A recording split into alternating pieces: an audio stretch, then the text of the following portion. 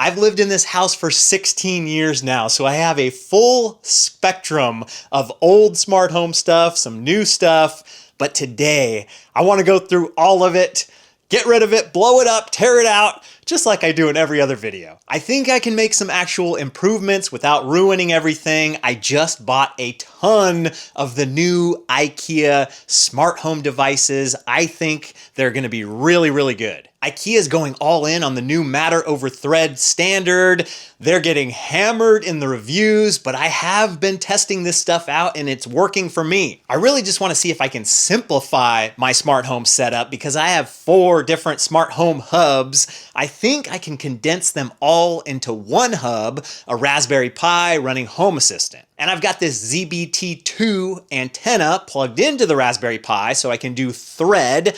These new IKEA devices don't use Wi-Fi, they use Thread. I really think with this new IKEA stuff, we are finally at the stage where you don't have to have 4 different smart home hubs, 4 different protocols, 4 different apps to run everything. And a big reason for that is this new smart home standard called Matter. It does get a little complicated and confusing because there's Matter and then there's Matter over Thread. Thread is a communication protocol. You need a special antenna. You need a special hub to be able to run it. But you can get Matter devices that just run over Wi-Fi. They don't need a special hub. Those are good too, but I'll tell you later why I like Matter over Thread. So if you're buying a new smart home device, look for that Matter stamp because it doesn't matter whether you're using Amazon, Google, Apple, Home Assistant. It should all just work. You go into your ecosystem of choice, you click on add a new device, you scan a QR code, and it should just work. It also means that, like today, I'm gonna set up a ton of different IKEA devices without ever needing to install the IKEA app. If IKEA goes out of business tomorrow and shuts down all their servers, this stuff is still gonna work. It won't have the most updated firmware. Maybe if there's some bug and hackers get in, it's vulnerable.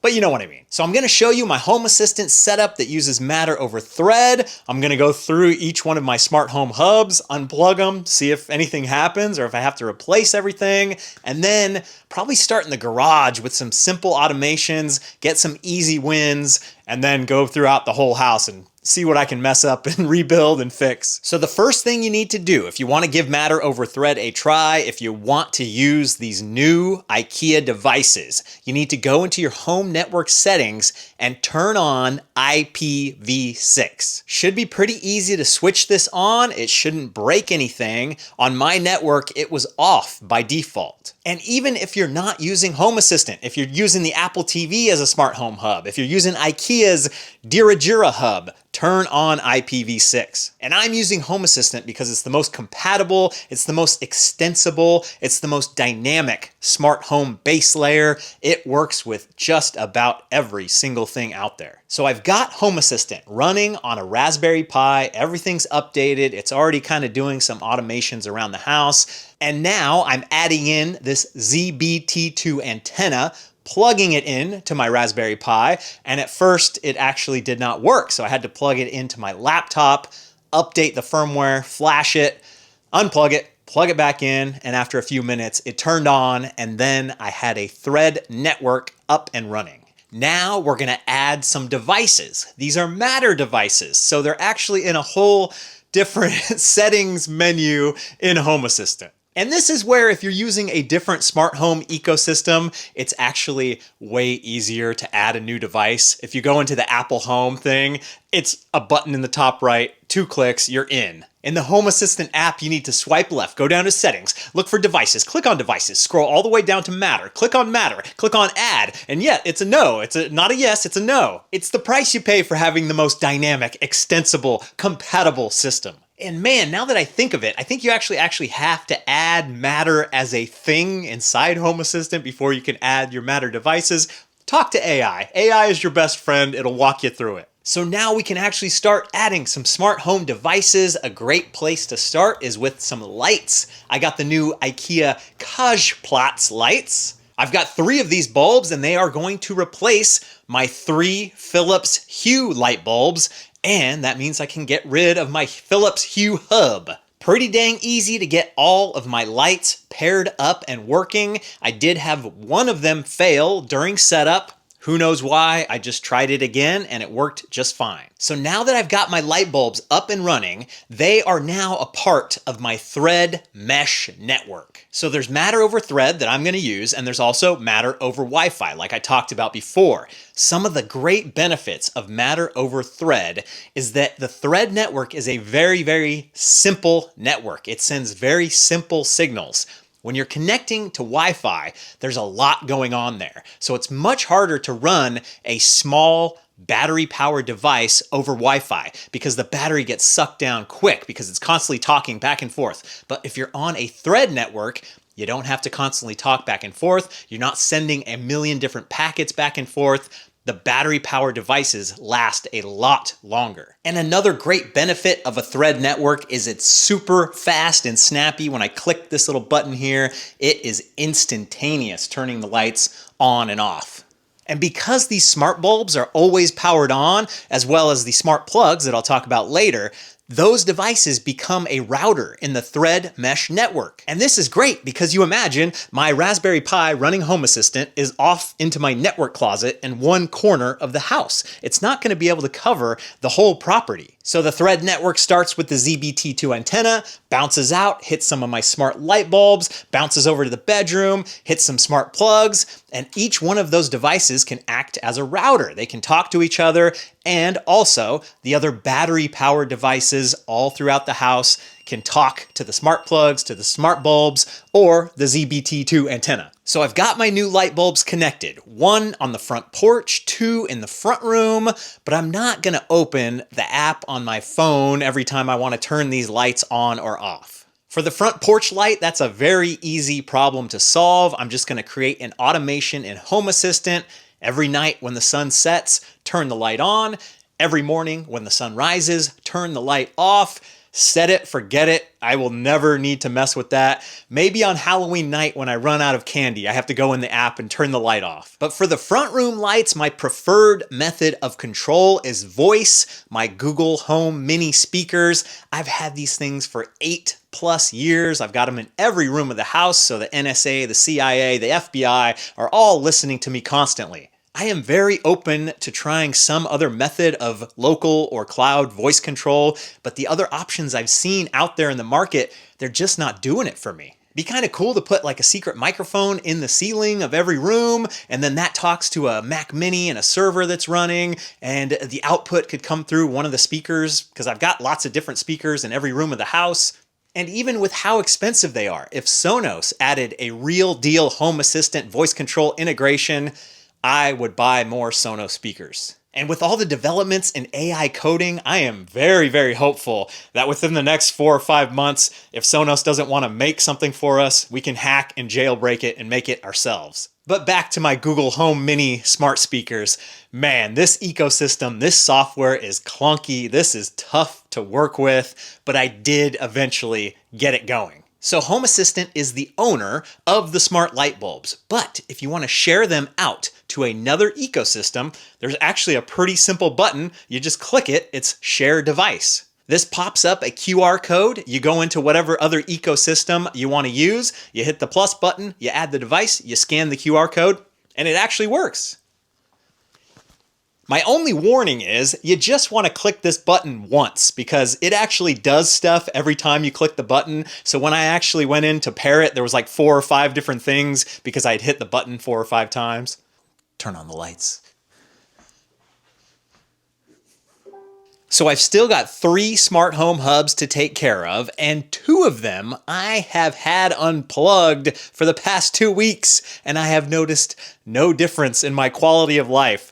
That's pretty bad. One of them is the Lutron Caseta hub, and I have a grand total of 1 Lutron Caseta switch in my hallway that I have never and will never use with an app. I know the Lutron stuff is top tier, reliable, people love it, but it just never fit into my setup. And the other smart home hub that I've had out of commission for a couple weeks now is the Aqara M2 hub. I mainly got this hub to add a bunch of temperature and humidity sensors all over the house, the attic, the crawl space, the kitchen, just to kind of see what's going on and eventually turn on some automations that I never really got to.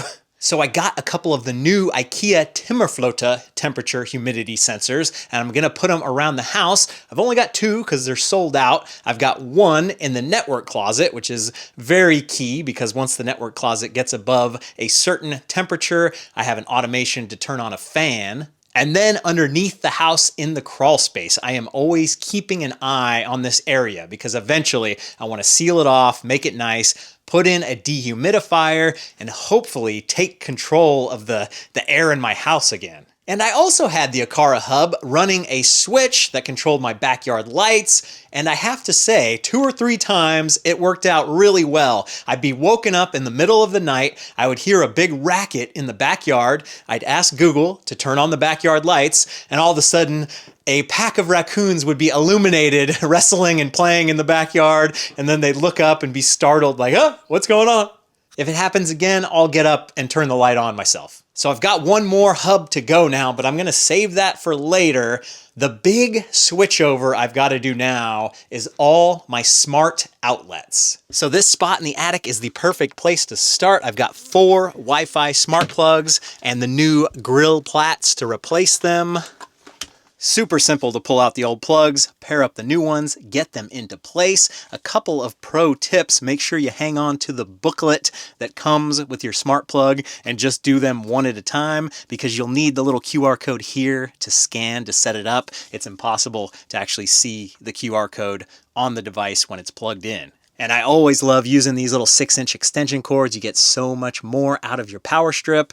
And if you're going to worry about it, don't use it. But I am not worried about it. I am not using high wattage electronics. These are LED lights and a couple of fans. It's not going to blow a circuit. So 2 of these plugs are already on an automatic thermostat for my attic fan, but the 2 other ones are the bath fan and the attic lights. So I actually need to figure out how I'm going to control them. So in the past, I would ask Google to turn on the attic lights, but today we're going to change that, make it way easier with the old Moogbet, the mosquito bite window and door sensor. The attic hatch here is just a door. So if this door is open, we should turn on the lights automatically. And when it's closed, turn them off. A door sensor is a pretty simple device. There's a magnet in here. When it gets close to this, it trips the magnet and it determines that the door is closed. I think the hardest part of this is climbing up into the attic and then shutting the door and figuring out the right spot, and then getting back down without hurting myself.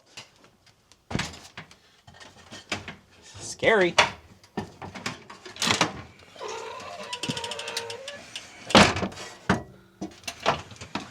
Oh, wrong spot. Okay, I put it in the totally wrong spot at first. It got knocked off by the moving parts. I think this is a safe spot. I hope the double-sided tape will last. If not, I'll add more. Let's go into Home Assistant and do the automation. Here we go. Watch this little area here. Yep, you can see the lights turn on instantaneously. Man, that is awesome. So much better than asking Google. My bath fan automation is a little more complicated in Home Assistant. I thought it'd be easy to put together. I had to ask ChatGPT for help.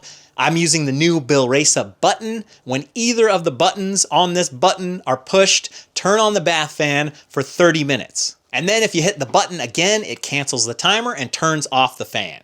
For the longest time, we had the bath fan only being controlled by Google Voice, and then we're gonna have company over, and I'm like, oh no, we gotta have a button for the bath fan. One of the critiques of the new IKEA smart plugs is you're not supposed to run a motor load that is over 300 watts on these things. I would love to know more, whether this is a precautionary thing or you're actually gonna blow up the plug if you do it twice at 500 watts. Because I have had this Wi-Fi smart plug in here. Oh my God, what is with all the ants? Holy moly. What was I talking about? I've had this Wi-Fi smart plug for 8 years now, and I've been running an air compressor off of it. I asked Google to turn on the compressor. It's nice. I don't have to flip any switches. I have to yell at it to turn it off, but it has worked really good. I don't turn it on more than probably once or twice a month, I would say, over those past 8 years, but it's been working flawless. It hasn't blown up. It hasn't burnt the shed down. I'm sure that inrush of current right when the compressor starts up is a pretty hefty load, so it should be wearing it out eventually, maybe another 10 years. And that brings us out to the shed here, which is a little bit far from my main house. And unfortunately, I have not been able to get any of the Matter over Thread devices to pair out here. Now, I guess I could set up another Thread border router with a Raspberry Pi and another ZBT2 antenna. I don't think I need it. I've had these Wi-Fi smart plugs running in the shed for 8 years. They're fine. Let's leave it be, call it good. So I'm not going to use the air compressor for my long-term use and abuse testing, but my laundry will work just fine. My washer and dryer each run off of 120 volt power. My dryer is a gas dryer, but it does hit loads higher than 300 watts when it first turns on. And I really think out of all the different smart things I've done in my house, the washer is done, the dryer is done, notifications have been the most useful because we've all been there. You set up the wash to go, you come back 3 days later and you're like, whoops. My current setup is 2 Samsung SmartThings power meter plugs, and the automation is super simple. When the power is less than 10 watts, send me a notification. And I'm going to replace those 2 with a new IKEA Tofsmuga double plug. The automation should be pretty similar in Home Assistant. If the power drops below a certain threshold, send me a notification. I did end up needing to make the automation a little more complicated. Watch the washer and dryer. If they use more than 10 watts for more than a minute, then we're good to go. And then if they drop below 10 watts for more than 30 seconds, it's probably finished. Send me a notification. And now finally, it's time to take on my last smart home hub. It's probably something I should just leave alone, not touch, but I just cannot help myself. It's the YoLink smart home hub that I use to run my garage door. If you've got a dumb garage door and you want a very simple way to make it smart, I think the YoLink is the way to go. This stuff that I'm about to get into, it's a little more specialized, but I think it's gonna work. So to make your dumb garage door smart, you need 2 things. You need a way to sense if the door is open or closed, and then you need a way to open or close the door. And YoLink uses a tilt sensor to determine whether the garage door is open or closed, which I think is fantastic. As of right now, I cannot find a Matter over Thread tilt sensor, but when one does exist, that's what I will use on my garage door. But for now, I'm going to use the same type of window door contact sensor that I used on the attic automation. I found a pretty decent spot above the garage door where I could stick both of the sensors and they wouldn't hit each other. But then this morning I woke up and the sensor had fallen off. So I had to put on stronger double-sided tape and hopefully it's going to hold. So now I can see if the garage door is open or closed inside of Home Assistant. Now I need to be able to open or close the door inside of Home Assistant. And I'm going to use this Shelly One Gen 4. It's a little smart switch module. You can put this behind a light switch in your wall and it can do smart stuff. But it can also act as a garage door controller. The Shelly needs 12 volt power, so I used USB. I clipped off the end and I wired it in. And the little YoLink brain was already up here, so I disconnected that and just wired in the contact thingamabob. Old school garage door clickers are a very simple thing. It's 2 wires getting touched together for like half a second. So I got the Shelly hooked up, I got it fired up, and I was able very easily to open up the garage. But by default, the Shelly acts as a light switch, so it turns on and it's on. But that does not work for a garage door controller. You need it to turn on and then turn off. So I could not do the settings change in Home Assistant. I had to track down the IP address of the little Shelly device, put that IP address in my web browser, hit enter, and then I could change the actual settings on the device. It seemed so simple, I just needed to turn it from a switch to a momentary button, but then I couldn't find the auto off and AI helped me out once again. So now we're getting closer and closer. One of the things I love about the YoLink is I get a notification anytime the garage door opens, so I program that into Home Assistant. Another one I like is, hey, the garage door has been open for 15 minutes. And another one I used in the past, I don't know if I'll do it this time, but close the garage door at 7 p.m. No matter what's going on, just shut it. So we're not quite done yet. Things have to get a little more complicated so they can get a little more simple on the other end. There's two main ways that I operate the garage door. I walk out from the kitchen, I hit the button physically, the garage door goes up. And then after I get in my truck and before I hit the road, I plug my iPhone in, Apple CarPlay appears, and there's a nice big close garage door button. It is definitely one of my favorite little quality of life automations, especially when I'm on my way home. Once I get within a half mile of my house, that little button pops up so I can start opening the garage door before I even see the house. I am a big Apple guy, love my Mac, love my iPhone, but I do not use Apple Home or Siri whatsoever. But if you want to be able to do this stuff outside of your home network, when you're not on Wi-Fi, when you're out and about, you need to have a newer Apple TV or a HomePod. Are you still with me on this? So now there's still a couple more things we have to do inside of Home Assistant to get a nice functioning garage door button in Apple Home. We have to create something called a cover inside of Home Assistant to combine the garage door opener controller with the garage door sensor. And this does actually make sense because it's not just a button, it's actually showing the state of the garage door as well. It's two things in one. Once again, got some really good AI help. I even used Codec's computer control. I said, hey, you go and do it for me. And now one more thing. We've got it inside Home Assistant and we need to expose it to Apple Home using HomeKit Bridge. So just like the Google Home stuff before, we exposed certain stuff to use voice control. You expose certain stuff to Apple Home and you can pick and choose.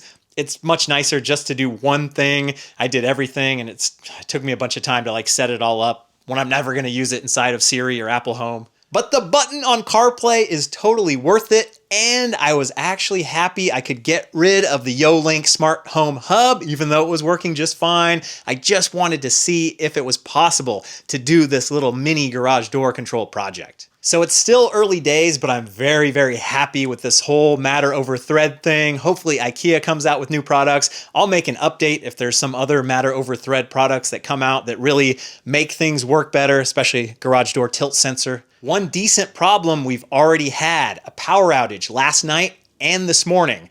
The rebooting, the resyncing, the ZBT2 antenna with Home Assistant, it does not really work out right after a reboot. My previous stuff, the power went out, come back on, I might not even notice that anything went out. Now I have to reboot Home Assistant again, check on it, see what's going on. So I probably need to put a little Blue Eddy power station, uninterruptible, power supply. I'm not doing that all again. Feels good to get some problems solved, some problems of my own making. I got many, many more where that came from. I hope you'll be here for the next one.